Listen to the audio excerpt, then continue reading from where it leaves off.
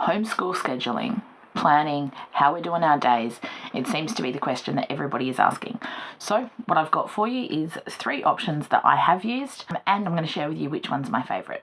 Right, let's get started with what I haven't done, I don't like, but plenty of people do, and that is your standard 9 to 5 sort of schedule with what's going to be done when, and it's very structured as far as, we're doing maths for 40 minutes, we're doing English for 20 minutes, then we're doing science, then we're having lunch, then we're watching TV. That might work for most regular families. For my family, where we have a lot of different things going on, I need more of a flow program. I started with block scheduling. So essentially, Jordan Page, funcheaporfree.com. This is not my block. You can go to her website and download this without even opting in. It's freaking amazing. Just go there and search block schedule. You'll find it. What that essentially looks like, though, is each section of your day is assigned a task or a task set, and then you do within that subset the tasks that kind of belong to that category. So she does sort of 6:30 till 9:30 is morning routine stuff. Anything extra that comes up that needs to go in that block will get written here. Running through errands, things that are out of the house. Nap and quiet time is when mums will do things that require 100% attention. Then you have your dinner block, your bedtime block, and your evening block. So this is her example and the things that she put in her time slots. I converted mine over to what we were doing in homeschool. And this is essentially, I'm going from memory, this is essentially what we did when I first got started homeschooling and how I ran my day. Now, my morning block starts at 9:30. I don't need a planner to tell me to go to work. I finish work at 9:30 in the morning. In that block, I was fitting in most of our structured bookwork, our education, ticking off the curriculum tasks. In South Australia, where I am, I have to educate on the curriculum. I have to present it. So that's when I ticked off these tasks. Followed by lunch, where we'd often either have some movement time beforehand or and we'd have lunch together. Sometimes she likes to watch a show and I'll get some other stuff done. Then I had an out block. Now, we didn't always go out for our out block at 1 o'clock, but it was all the tasks I needed to do if I left the house so that I wasn't doing the dashing back and forth. Followed by our afternoon block, which was generally all the fun stuff or all the boring stuff, depending on how you look at it. So that's where housework, house chores, I would get some work done on my online business. We would do gardening, we would just get stuff done, but it was definitely done at home, followed by a dinner block, which is pretty self-explanatory, and then the evening block where I would mark off anything I needed to do. We would rotate through watching a show as a family, having quiet time separately, all of those sorts of things.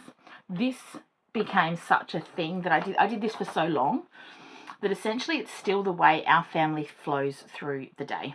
I don't have a rigid schedule, and I don't believe you can, particularly if you have any kind of neurodivergence in the household or mental health issues. I've got both happening.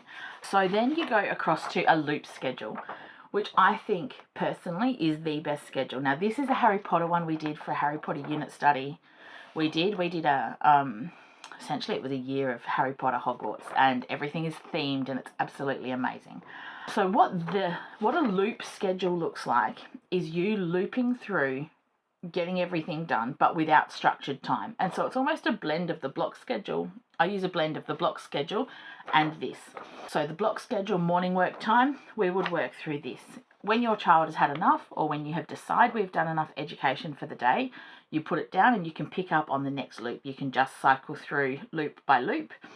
This particular one, I was trying to give my students some autonomy, and she got to choose as long as it ultimately all got checked off. I laminated it. We used a whiteboard marker. So we would check off our morning routine, which is breakfast, dressed and chores. We would then do morning basket and 10 minutes of reading.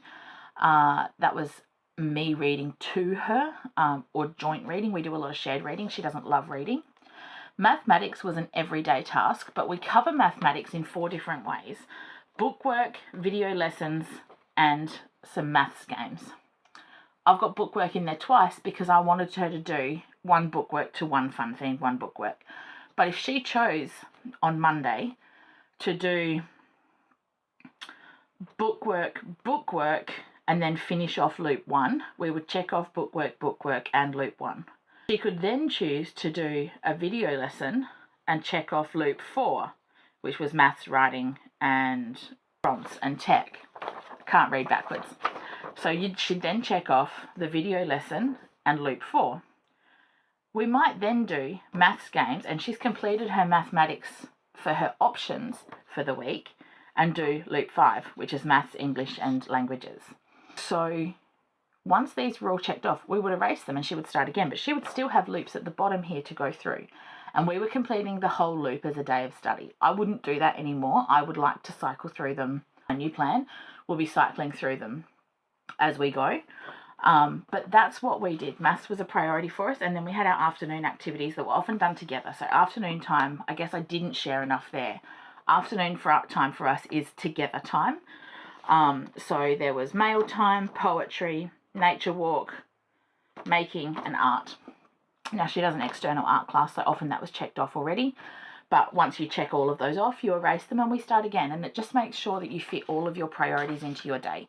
If you're a faith-based family, you might have your Bible study in there every day that it gets checked off, but you might choose to let them do a video Bible study, an audio book, their actual Bible, a worksheet. And you could let them check them off, but it makes sure they're getting everything done whilst still giving them some freedom and flexibility for a play date to come up at lunchtime and you're wanting to go and do that instead. So you can just do a different loop. They're not feeling like maths at the moment. You had an argument about it yesterday, so they don't want to do dictation today. They want to do tech. They can tick off tech, but we all know kids will choose the subjects they like best and skip the ones they don't, and we're a bit the same. If we feel a bit of reluctance from our child, we don't like to push that subject. This makes sure that you're actually cycling through them, and that's a loop schedule. Feel free to Google it. Tons of people have done videos on it, way better than I have.